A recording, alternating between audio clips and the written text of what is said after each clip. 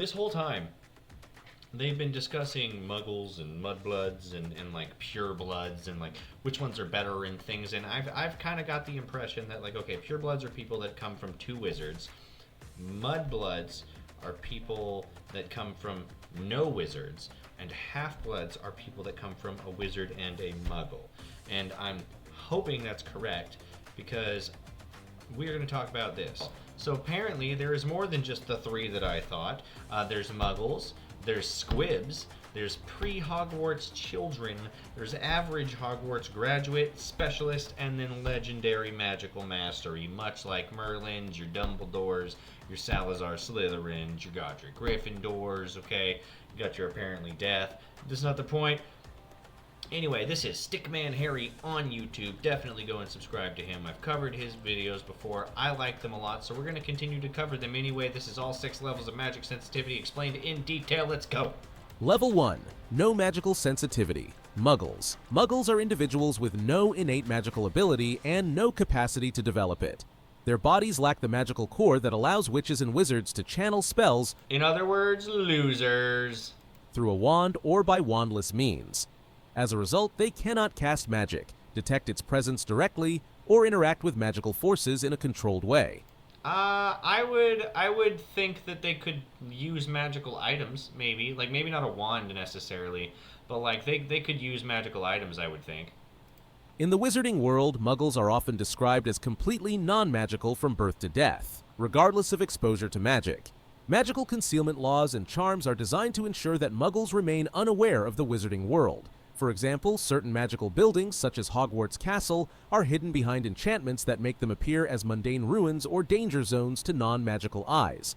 The Leaky Cauldron, a London pub that serves as an entrance to Diagon Alley, can only be perceived and entered by magical people or those escorted by them. When muggles encounter powerful magical objects or locations... So wait, so if I'm a muggle and I'm watching Hagrid and Harry walk up to the Leaky Cauldron, if I can't see the Leaky Cauldron or that door, what do I think they're walking up to? Like, do they just walk up to a different door and walk in? Or do I think that they're just, like, walking up to the wall and standing there for a minute? Or, like, what? They are often subject to protective spells, such as the Muggle Repelling Charm, which causes them to forget their purpose and leave the area without understanding why. Muggles may witness magical events, but without magical sensitivity, these experiences are often misinterpreted or forgotten. In Harry Potter and the Prisoner of... Well, in Harry Potter and the Prisoner of Azkaban, that they're forgotten, but only because they use, like, memory erasing charms and spells and stuff. Azkaban, the night bus maneuvers through London traffic by magically forcing muggles to move aside, though they never consciously register what has happened. Similarly, at the 1994 Quidditch World Cup, I just assumed nobody could see the bus. Ministry officials disguised the event through weather manipulation and confundus charms on any muggles who came too close. While muggles can be told about the wizarding world, their understanding remains entirely secondhand, and they are unable to sense or participate in magic without a magical being's direct involvement. Okay. Level 2. Minimal magical sensitivity. Alright, squibs. Squibs. Squibs are non-magical individuals born to at least one magical parent. Unlike muggles, squibs possess a faint trace of magical essence in their bloodline, which gives them limited interaction with magical phenomena. This trace is not enough to perform spells, even with a wand, but it can allow for subtle perception of the magical world. Squibs can see Hogwarts and other enchanted locations without the disguises affecting them, and they can recognize magical creatures and... If you could be the groundskeeper with no magical abilities at Hogwarts, would you take that job? I would. I don't even know if there's pay. I don't care. Artifacts that are entirely hidden from muggles. Some squibs display partial abilities in specific circumstances. Arabella Figg, a squib living near Harry Potter... Don't put away your wand, Harry. ...could perceive Dementors clearly enough to testify about their presence at Harry's disciplinary hearing in Order of the Phoenix. Argus Filch, the Hogwarts caretaker, is another example. He maintains the castle and manages discipline without magic, but he can handle magical objects like the Marauder's Map without activating the Trace, a magical detection system that identifies underage spellcasting. This is because the Trace responds to active magical output, which squibs cannot produce. The wizarding world recognizes squibs, but their status can be socially difficult. They are often integrated into magical society in roles that do not require spellcasting, such as caretakers, shopkeepers, or informants. Some attempt to learn magic despite their limitations, as seen when Filch enrolled in a quick spell correspondence course, but there are no recorded cases of a squib developing full wizarding abilities through training. Squibs often make practical use of magical creatures or enchanted objects. Again, yeah, no, it seems awesome. Look, if I'm in the Harry Potter universe, not only am I going full Hermione and I'm going to learn literally everything there is to know about absolutely everything, I don't care what job it is that I have. And I'm also going to do like the full Newt Scamander thing, and I'm going to have magical creatures as pets to help me do things, because why the wouldn't I? To navigate their limitations, such as Mrs. Fig's use of Kneazle crosscats for surveillance. This minimal magical sensitivity places them above Muggles in terms of awareness, but far below even the least skilled wizard in active power. Level 3. Latent sensitivity. I also think it's important to know that guy they keep referring to as the Muggle, I feel like he could actually see the wizarding world. Like, they were going on a whole thing, and he was going with Newt, and he could see everything. It wasn't until the end, whenever he got his memory erased, that he forgot everything. He even fell in love with a witch. Hogwarts children. Latent magical sensitivity describes the stage before formal training when a child's magic manifests involuntarily.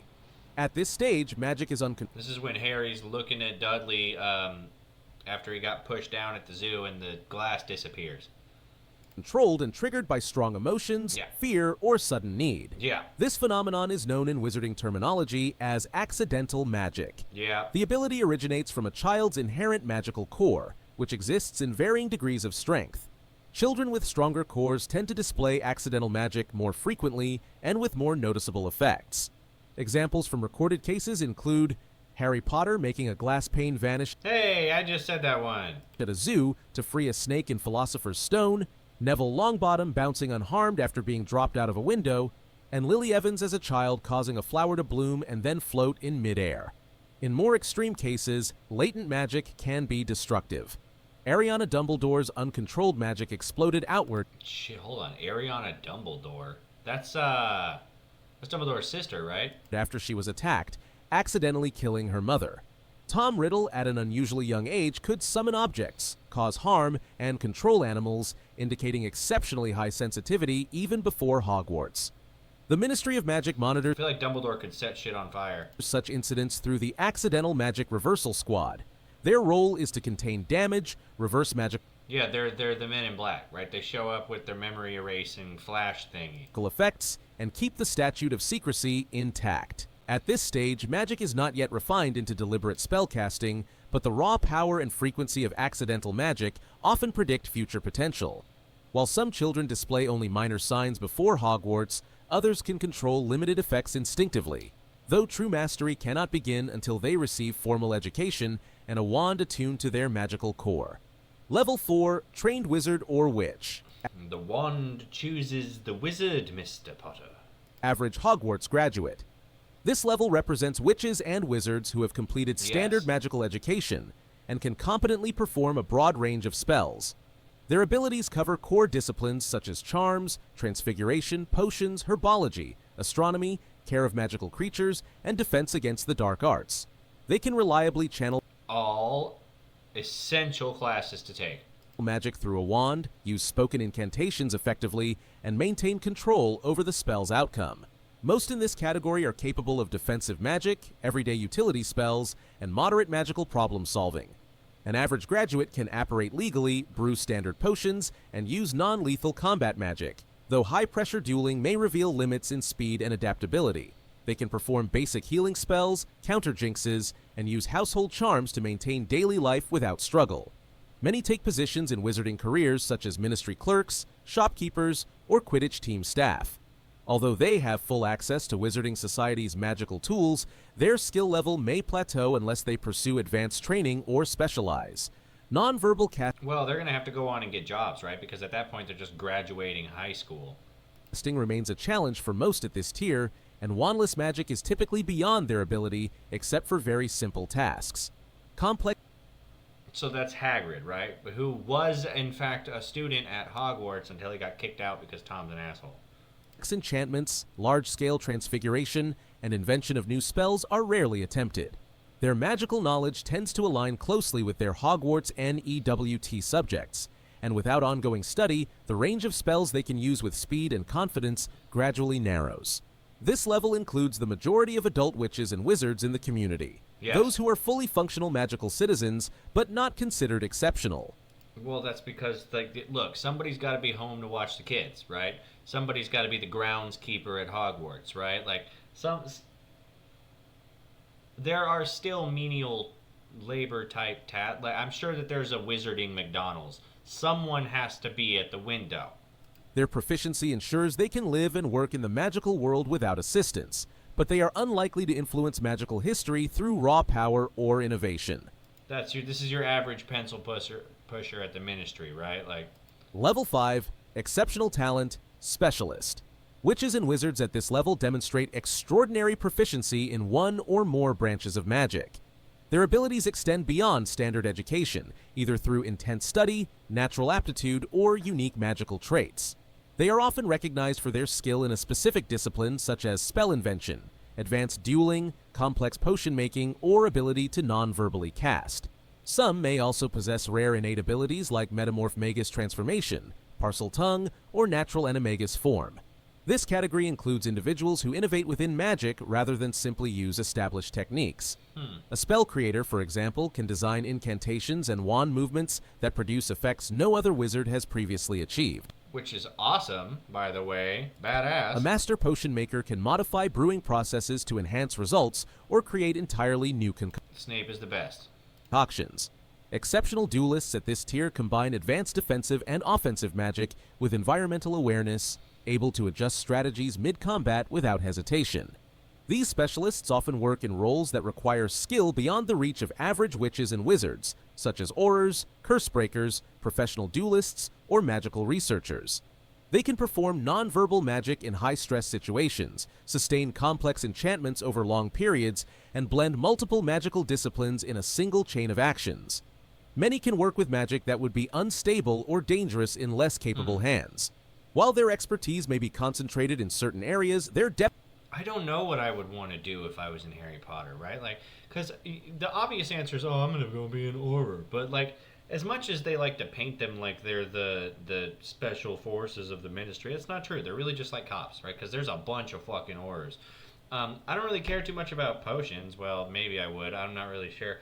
I don't know. I would just want to, like, wander around. Like, I would be Gandalf, right? I would be the wandering wizard. You know, I don't know if there was anything specific that I'd want to do. You know, I definitely want to learn every spell there is to learn, and be that good or bad, I don't care.